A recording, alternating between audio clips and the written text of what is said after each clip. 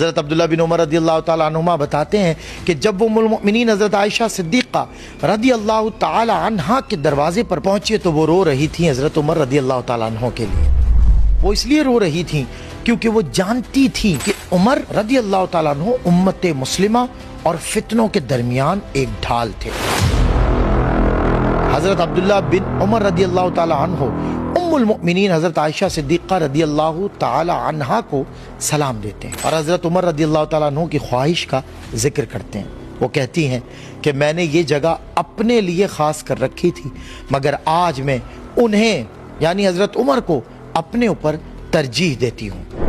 इस तरह उम्मुल मोमिनीन हज़रत आयशा सिद्दीक़ा रदी अल्लाह ताला अन्हा इजाज़त दे देती हैं। वापस आकर हज़रत अब्दुल्ला बिन उमर रदी अल्लाह ताला अन्हु अपने वालिद को खुशखबरी देते हैं कि उम्मुल मोमिनीन हज़रत आयशा सिद्दीक़ा रदी अल्लाह ताला अन्हा ने इजाज़त दे दी है। तो इस पर हज़रत उमर रदी अल्लाह ताला अन्हु कहते हैं कि मेरे जाने के बाद एक बार फिर उनसे पूछ लेना कि क्या मुझे इजाज़त है। अगर वो फिर भी मना कर दें तो उन पर किसी किस्म का दबाव मत डालना और मुझे बाकी मुसलमानों के साथ ही दफन कर देना। हज़रत अब्दुल्ला बिन उमर रदी अल्लाह ताला अन्हु फिर अपने वालिद का सर अपनी गोद में रखते हैं। दीगर लोग और सहाबा इकराम रदी अल्लाह अन्हुम आते हैं और हज़रत उमर रदी अल्लाह ताला अन्हु के आखिरी वक्त में उनकी तारीफ़ करते हैं और कहते हैं कि वो आपकी खिलाफत में मुतमईन थे और इन्हें आपसे कोई शिकायत नहीं है। हज़रत उमर कहते हैं कि क्या तुम लोग क़यामत के दिन भी यही कहोगे? वो कहते हैं कि हाँ, मैं चाहता हूँ कि मेरी रियाया मुझसे मुतमईन हो और इनको उमर से कोई शिकायत नहीं। हज़रत उमर अपने बेटे से कहते हैं कि मेरा सर अब मट्टी पर रख दो। इनका बेटा कहता है कि आप ऐसा क्यों कर रहे हैं? इस पर उमर रदी अल्लाह ताला अन्हु कहते हैं कि अगर ये चेहरा जहन्नम की आग के लिए है तो तुम इसको अपने ऊपर रखना नहीं चाहोगे, और अगर ये चेहरा जन्नत के लिए है तो जन्नत का तकिया तुम्हारी गोद से ज्यादा आरामदेह होगा, लिहाजा मेरा सर मट्टी पर रख दो। ये वही उमर है कि जिनकी खिलाफत में जो जो मुसलमान इलाके फतह हुए वहाँ आज भी मुसलमानों की अक्सरियत पाई जाती है, सिवाय आज के इसराइल के।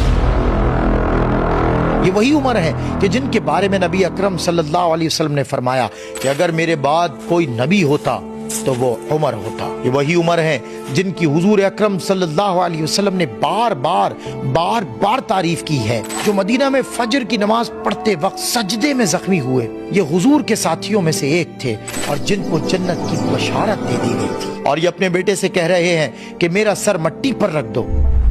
हजरत उमर बिन खत्ताब रदी अल्लाह ताला अन्हु पर हमला 26 जुल्हज्जा सन 23 हिजरी को हुआ। हमले के ठीक 3 दिन बाद 29 जुल्हज्जा सन 23 हिजरी को आपकी वफात हुई और यकम मुहर्रमुल हराम 24 हिजरी को नबी अकरम सल्लल्लाहु अलैहि वसल्लम के रोज़ा अतहर में हजरत अबू बकर सिद्दीक रदी अल्लाह ताला अन्हु के साथ आपको दफनाया गया। ये वही उमर है जो एक दिन नबी अकरम सल्लल्लाहु अलैहि वसल्लम को कत्ल करने के इरादे से निकले थे और आज उन्हीं के बराबर में दफन हुए।